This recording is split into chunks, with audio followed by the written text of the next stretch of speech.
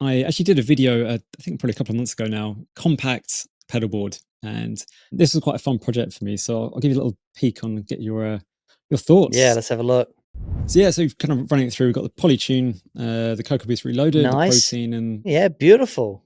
Basic Audio Scarab Deluxe, and the Dispatch Master. Yeah, that's great. But yeah, what's your first impressions of that setup? So, okay, talk to me about the music you play.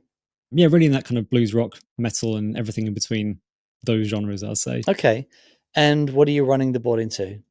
Basically, use whatever backline I've access to. Okay, So so that's the you're challenge. okay, so you're right. The challenge is you Yeah, don't exactly know what you're going into.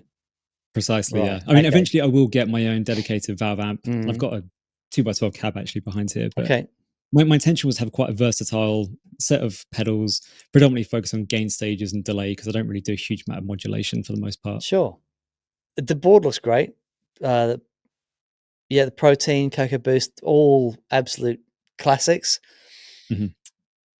The thing for me is I've got to start with the what it's going into, as opposed to, you know, this is this pedal going into this pedal into this pedal, unless I actually know what it's going into and I know what's going into it, i.e., guitar, etc. It's hard to make informed contribution to what's going on the board unless I know what it's going into. But also the other thing is with most pedals, I find uh, it's not about the pedal itself; it's about how it's being used. So, for example, I get asked this question all the time: what order should my pedals go in? And it's like, well, it depends on how you're using them. So, for example, if you have got 5 DS1s, for example, you can use those DS1s in very different ways. Do you ever use them stacked into each other? Do you ever, combinations, etc.?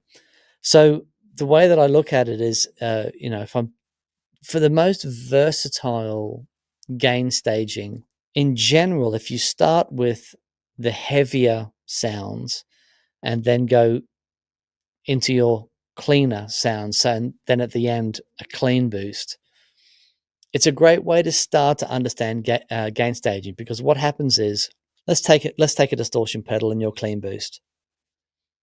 If I've got a distortion pedal and that's a sound and I really dig it, if I take that clean boost and I stick it before that distortion pedal, what's happening in the distortion is that the distortion internally has increased the signal to a point where it's clipping and it's creating the edges of the square waves, and we're getting our harmonic distortion.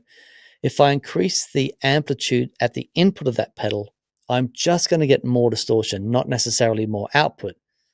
If what I want that clean boost to do is give me like a solo lift without changing the sound too much, then if I put it at the end after that distortion, then it'll take that distorted sound and just make it louder. And you can do the same with, I can take 2 clean boosts and give you a great overdrive pedal by cranking the gain on the first clean boost, overdriving the input stage to the second clean boost, then turning it down. Mm.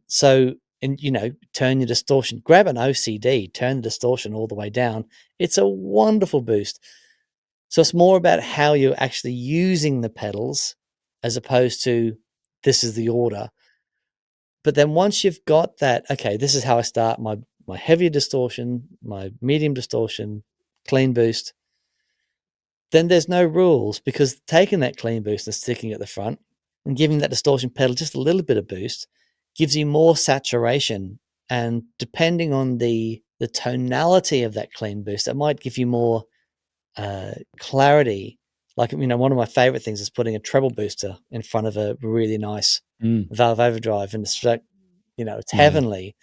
So yeah, the first thing, like gain staging 101, is just sort of understanding what happens with when you're putting gain stages into gain stages and how they limit and compress, and then you can take whatever pedals you've got, try different gain sounds on them, and then try the order.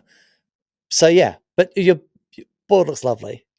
It's one of the challenges of a rehearsal studio as well, particularly in people, I guess, in similar situation to me, where you just want to throw the guitar, the pedal board in the car, drive to the rehearsal studio with your bandmates, and plug into whatever 4x12. And Hmm. Valve amp head, well, hopefully Valve amp head, usually solid state actually, but often you could be using different rooms and different amps, Yeah. and yes, day to day your sound is very different, and it can be pretty frustrating.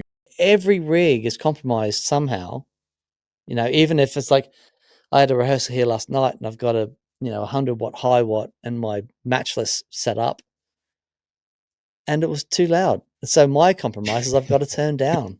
You know, Yeah, um, that's the worst, right? yeah. So, and I'm going to have to reevaluate. I think for this particular project, I think if you're never really sure of what you're going to be plugging into, actually having some options on the end of the board, especially an EQ pedal, will make a massive difference because going into a solid state thing, you might want to just be aware of the top end.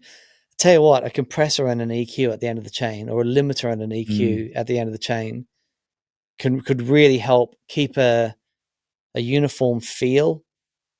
So that could be cool. Yeah, need an extra space at the end for an EQ pedal by the sounds of it. That's the missing Yeah, I think that could be secret ingredient really, which is missing. really helpful. Really Yeah, helpful.